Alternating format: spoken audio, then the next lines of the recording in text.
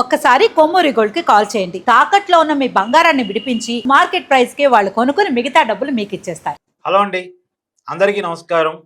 నేను మీ కట్టా కార్తీక్. తిరుమల తిరుపతి లడ్డూ ప్రసాదంలో వైసీపీ అధికారంలో ఉన్నప్పుడు అసలు కల్తీనే జరగలేదట, ఏ తప్పు చెయ్యలేదట, అంతా క్లీన్ చీట్ ఇచ్చేశారట. మరి ఎవరిచ్చారో, ఎప్పుడు ఇచ్చారో, ఎలా ఇచ్చారో ఎవరికి తెలియదు. కానీ వీళ్ళకి మాత్రం క్లీన్ చీట్ వచ్చిందంట. అసలు తిరుమల తిరుపతి లడ్డూ ప్రసాదంలో కల్తీ జరగలేదట. కానీ మనకు తెలిసిన సమాచారం, దర్యాప్తు చేస్తున్నటువంటి ఎంక్వైరీ సంస్థ ఇచ్చిన సమాచారం, కోర్టులో షార్ట్షీట్ రూపంలో పొందుపరిచినటువంటి సమాచారం ఏంది అంటే, వైసీపీ అధికారంలో ఉన్నప్పుడు పాలు లేకుండా, పాల నుంచి వచ్చే వెన్న లేకుండా, వెన్న నుంచి వచ్చే నెయ్యి లేకుండా, అసలు పాల సేకరణ లేని కెపాసిటీ, అంటే పాల సేకరణ కెపాసిటీ లేని బోలేబాబా డైరీ నుంచి నెయ్యి అనబడేటువంటి ఒక పదార్థాన్ని, పామాయిలు కెమికల్తో కలిపి తయారు చేసినటువంటి పదార్థాన్ని వాడి 20 కోట్ల లడ్డూలు తయారు చేసి భక్తులకి పంపిణీ చేశారు అని సుప్రీంకోర్టు ఆదేశాల మేరకు నియమించబడ్డ సిబిఐ సిట్ బృందం నిరూపించి వాళ్ళ కోర్టు ముందు పెడితే, ఏ తప్పు జరగనట్టు కోర్టు క్లీన్ షీట్ ఇచ్చినట్టు వైసీపీ చేసుకుంటున్న ప్రచారాన్ని ఎలా చూడాల్సిన పరిస్థితి కనపడతా ఉంది. మాట్లాడుకునేటువంటి ప్రయత్నం చేద్దాం. నాతో ఉన్నారు ప్రముఖ సామాజిక రాజకీయ విశ్లేషకులు అంకమరావు గారు. సార్ నమస్కారం. నమస్తే కట్టవారు. సార్, బుర్రుందా, బుద్ధుందా? వైసీపీ తగలబడుతుంటే ఏదో ఒకటి చేయండి అని జగన్మోహన్ రెడ్డి గారు అంటే, వైసీపీకి సంబంధించిన సోషల్ మీడియా వాళ్ళంతా ఏనాడో చంద్రబాబు నాయుడు గారు తన అనుమానంగా ఎన్డీటీవీ రిపోర్ట్ ఆధారంగా యానిమల్ ఫ్యాట్ కలిసింది అని ఒక అనుమానాన్ని వ్యక్తం చేస్తే, కేవలం ఆ పాయింట్ ముందు పెట్టి ఇవాళ అసలు ఏవే నేరం జరగనట్టు, తిరుమల తిరుపతి లడ్డూలో కల్తీ జరగనట్టు, నెయ్యి కల్తీ లేనట్టు ప్రచారం చేసుకోవడాన్ని ఎలా చూడాలి? కట్టవారు, ఇక్కడ ముందుగా గమనించుకోవాల్సిన అంశం ఏంటంటే, మీరు ప్రారంభంలో చెప్పారు నెయ్యి లేదు, వెన్న లేదు, పాలే లేవు కదా, చుక్క పాలు కూడా లేవు కదా. అక్కడ వాళ్ళైతే సేకరించలేదు, వాళ్ళు సేకరించే సంస్థ కాదు వాళ్ళది. మరి అలాంటి వాళ్ళకి వీళ్ళు ఇచ్చి ఈ విధంగా వీళ్ళు నీతులు చెప్తా ఉన్నారు అంటే, దాన్ని బట్టి ఇలా నైతికతను మనం అర్థం చేసుకోవాలి. ఇక్కడ మనం గమనించుకోవాల్సిన అంశం ఏంటంటే, తిరుమల తిరుపతి దేవస్థానానికి సంబంధించి ఆ తిరుమలలో లడ్డులో వాడినటువంటి నెయ్యిలో ఆ రోజు ఎన్డీటీబీ రిపోర్టు ప్రకారం చంద్రబాబు నాయుడు గారు స్పందించారు. రిపోర్టు తప్పని చెప్పగలరా వీళ్ళు? తప్పని నిరూపిస్తారా వీళ్ళు? ఆ రిపోర్టు వాస్తవంగా ఉన్న దాన్ని చంద్రబాబు నాయుడు గారు ఆ రోజు ముఖ్యమంత్రిగా రాష్ట్ర ప్రజలకు చెప్పాలి కాబట్టి ఆయన వివరణతో కూడినటువంటిది దాంట్లో ఇలా వచ్చింది, ఇంత అన్యాయం చేశారని చెప్పాడు.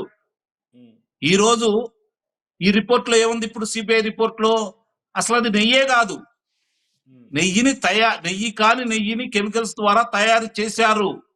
అసలు అయ్యే నెయ్యే కాదు.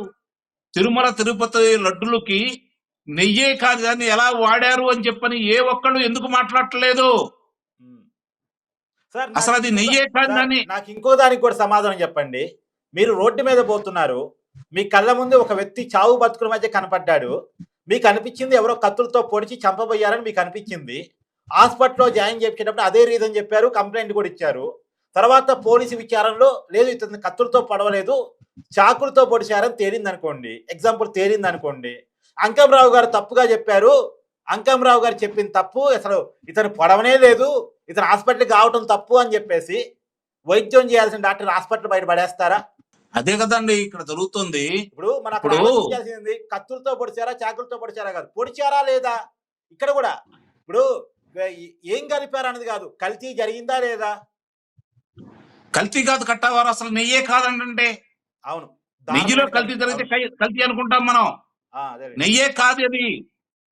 నెయ్యే కాని దాన్ని వాళ్ళు నెయ్యి అని చెప్పి నిరూపించేసి అన్ని దాదాపు 20 కోట్ల లడ్డూల్ని వాళ్ళు ప్రపంచానికి పంపించారు అంటే దానికి రమారమే 50 కోట్ల మంది దాన్ని ఆహారంగా అంటే ప్రసాదంగా స్వీకరించారు అంటే ఎంతమంది ఈ రోజు బాధపడతా ఉండుంటారు, ఎంతమంది మనోభావాలు దెబ్బతింటా ఉండుంటాయి. ఎంత అకృత్యం అది, ఎంత అనాగరికం అది, ఎంత అపచారం అది. ఆ దేవదేవుడికే కాదు, యావత్ హిందువుల్ని వాళ్ళు అవమానం చేశారు కదా, హిందువుల్ని మోసం చేశారు కదా వాళ్ళు. ఈ రోజు నెయ్యే కాని ఒక కల్తీ పదార్థాన్ని నెయ్యని భ్రమింపజేసేసి ఈ రోజు ఇంతమంది తినే విధంగా చేసిన వాళ్ళ గురించి మాట్లాడుకోకుండా, దాన్ని చేసిన వాళ్ళని ఈ రోజు చొక్కా పట్టుకొని నిలబెట్టకుండా, వాళ్ళకి ఈ రోజు న్యాయస్థానంలో శిక్షలు వేయించకుండా, దాని గురించి చేసే వాళ్ళని ఈ రోజు ఎదురుదాడి చేస్తూ ఉంటే, ఈ కూటమిలో సంబంధించిన మిగిలిన వాళ్ళందరి నోళ్ళకి ఎవరు తాళాలు వేశారు? ఎందుకు సమాధానం చెప్పటం లేదు? ఇది మీ ఒక్కరికి సంబంధించిందా? హిందూ జాతి మొత్తానికి సంబంధించింది కదా, హిందూ మతానికి సంబంధించింది కదా, ఆ ఆపద మొక్కుల వాడికి సంబంధించింది కదా. ఆయనతో పెట్టుకున్న వాళ్ళు ఎవరైనా ఈ రోజు వరకు బ్రతికి బట్ట కట్టారా? కొంచెం ఆలస్యం అయితే కావచ్చు, వాళ్ళకి శిక్షలు పడకుండా ఉంటాయా? ఘోరాతి ఘోరంగా వాళ్ళు దీనికి ఇంతకింతకి అనుభవించకుండా ఉంటారా? అరే అసలు ఆ దేవదేవుడికి సంబంధించి పవిత్రమైనటువంటి గోమాతల నెయ్యిని వాడవలసిన దాంట్లో నెయ్యే లేకుండా కృత్రిమ నెయ్యిని తయారు చేసి, కెమికల్ నెయ్యిని తయారు చేసి ఈ రోజు వాళ్ళు ఇంతమంది భక్తులకి ఈ విధంగా అందజేశారు అంటే, దాన్ని సిట్టు వాళ్ళు సమగ్రంగా న్యాయమూర్తికి అందజేశారు అంటే, సుప్రీం న్యాయమూర్తికి, ఇంకా వీళ్ళు మాట్లాడుతున్నారు చంద్రబాబు నాయుడు గారు క్షమాపణ చెప్పాలా, పవన్ కళ్యాణ్ గారు క్షమాపణ చెప్పాలని చెప్పి మాట్లాడుతూ ఉంటే, నాకు అర్థం కాదు ఏంటంటే కట్టావారు ఇప్పటి వరకు దీనికి సంబంధించి ఆ లడ్డులో ఇలాంటి నెయ్యి వాడారు అని చెప్పని ఎక్కడ కూడా మఠాధిపతులు, పీఠాధిపతులు, హిందూ సంఘాల వాళ్ళు ఎందుకు మాట్లాడట్లేదు? ఎవరిని రక్షించాలనుకుంటున్నారు వీళ్ళు? ఎందుకు ఈ రోజు రోడ్డు మీదకి రావట్లేదు వాళ్ళు? ఎందుకు దీని గురించి వాళ్ళు ప్రశ్నించట్లేదు? ఎందుకు అని నేను అడుగుతున్నాను. మాట్లాడి వాడికి రేపు పొద్దున బయటకు వచ్చి మాట్లాడే హక్కు ఉందా? బజార్కి రావచ్చా మీరు రేపు పొద్దున? ఏ విషయంలోనైనా సరే ఇంత అన్యాయంగా, ఇంత అక్రమంగా, ఇంత అమానుషంగా, ఇంత అపవిత్రంగా వాడు చేస్తే దాన్ని ప్రశ్నించడం మీరు అసలు హిందువులా? మీరు అసలు పీఠాధిపతులా? మీరు ఆ సంస్థలకి సభ్యులా అని చెప్పి నేను ఈరోజు నిలదీస్తున్నా. అరే 20 కోట్ల లడ్డుల్ని వాళ్ళు ఈ విధంగా అపవిత్రంగా అందజేశారు అంటే, రోజు వచ్చే భక్తులకి తీర్థ ప్రసాదాల్లో ఇలాంటి దాన్ని నాశనకం దాన్ని వాడారు అంటే, ముందుగా దాని గురించి ప్రశ్నించకుండా, అలాంటి వాళ్ళని అరెస్ట్ చేయమని చెప్పి చెప్పకుండా, అలాంటి వాళ్ళకి శిక్షలు వేయమని చెప్పి చెప్పకుండా, ఈ రోజు ఎందుకు మిన్నకుంటున్నారు వీళ్ళు? ఎందుకు చోద్యం చూస్తున్నారు? సార్ నాకు ఎవరు దీనికి బాధ్యులు? నాకు ఒక పిట్ట కథ గుర్తొస్తుంది సార్. కేసీఆర్ గారు తెలంగాణ అసెంబ్లీలో చెప్పిన పిట్ట కథ. ఒకసారి అంటే ఆయన అధికారంలో ఉన్నప్పుడు, ఆయన ముఖ్యమంత్రిగా ఉన్నప్పుడు చెప్పిన పిట్ట కథ ఇది, ప్రతిపక్ష నాయకుల గురించి. ఒకసారి ఒక వ్యక్తి చనిపోతాడట. చనిపోతే అందరూ పరామర్శ కోసం వెళ్తారు. అయ్యో పాపం ఎలా చనిపోయాడంటే, పాము గారు చనిపోయాడు అంటారట. అందులోకి బట్టి విక్రమార్క గారు వస్తారట. ఆ రోజు సిఎల్పి లీడర్గా ఉన్నారు. రాగానే ఎలా చనిపోయాడంటే, పాము గారు చనిపోయాడంటే, ఓ కంటి పైన పాము గరిచిందా, కొద్ది కింద గరిచుంటే కన్నే పోయేది కానీ అన్నారట. అక్కడ మనిషి ప్రాణం పోయి శవమై ఉంటే, పాము పైన గరిస్తే ఏంది, కింద గరిస్తే ఏంది, కంటి మీద గరిస్తే ఏంది, కంటి పైన గరిస్తే ఏంది, ప్రాణమే లేనప్పుడు కన్ను గురించి ఏంది అంటే, ఇక్కడ నెయ్యి లేని పదార్థాన్ని నెయ్యిగా నమ్మించి కలిపారు, కెమికల్ నెయ్యిని వాడారు అని చెప్తున్న తర్వాత కూడా, అది కాదు కదా, ఇది కదా, అంత కాదు కదా, ఇంతే కదా అని వాదించడం ఎలా చూడాలి అసలు? అది కాదండి, ఇప్పుడు ఈవో ధర్మారెడ్డికి తెలియకుండా, చైర్మన్ సుబ్బారెడ్డికి తెలియకుండా, తర్వాత వచ్చిన చైర్మన్ కరుణాకర్ రెడ్డి తెలియకుండా ఇవన్నీ జరుగుతాయా? ముందు వాళ్ళు ఎందుకు ఛార్జ్ షీట్ లో పెట్టలేదు అని చెప్పి కదా వీళ్ళు బజార్కి రావాల్సింది. అవును అవును, ఖచ్చితంగా రావాలి. వాళ్ళు దోషులు, వాళ్ళ ఆధ్వర్యంలో జరిగినాయి కాబట్టి వాళ్ళని ముందు దీంట్లో చేర్చండి అని కదా వీళ్ళు బయటకు వచ్చి ఉద్యమాలు చేయాల్సింది. అవును, మరి దాని గురించి ఎందుకు పట్టించుకోవట్లేదు? ఎవరిని వదిలిపెట్టడా దేవదేవుడు? దీనికి ఎవరైనా సరే వాళ్ళకి సహాయ సహకారాలు అందజేస్తే వాళ్ళని కూడా వదిలిపెట్టడు. ఇది గమనించుకోవాలి. దేవదేవుడితో పెట్టుకుంటే ఏమైందో గత చరిత్రలో ఒకసారి చూసుకోండి. ఈ రోజు ఎన్ని జరుగుతున్నా కూడా మిన్నకుండి ఉంటున్నారు చాలా మంది.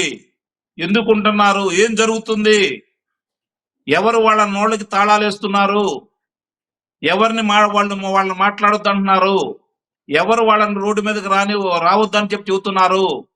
దానివల్ల ఈ సమాజం ఏమైపోయింది? ఒక్కసారి ఆలోచించుకోండి.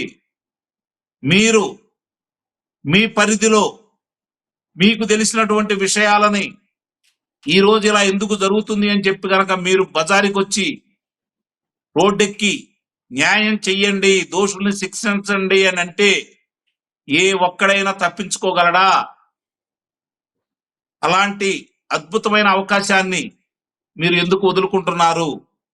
దీనివల్ల ఎవరికి మేలు చేస్తున్నారో ఒకసారి ఆలోచించండి.